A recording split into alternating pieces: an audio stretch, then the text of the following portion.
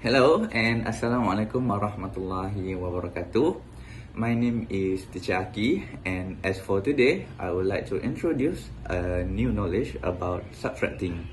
So I have two goals on this subtraction.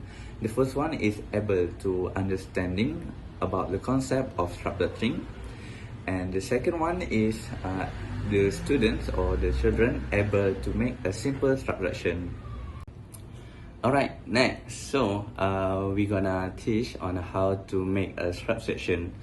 So the first one is we need items with the bigger quantity or the biggest numbers, such as 6, 7, or even 10. And the second one is we need to take out something from it. So it will take and make a decrease an item.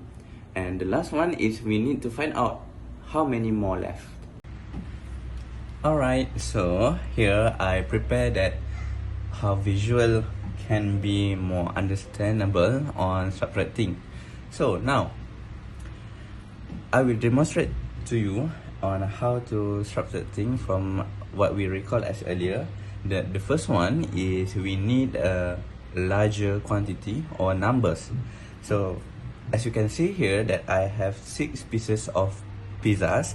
So I have 1, 2, 3, 4, 5, and 6 pizza.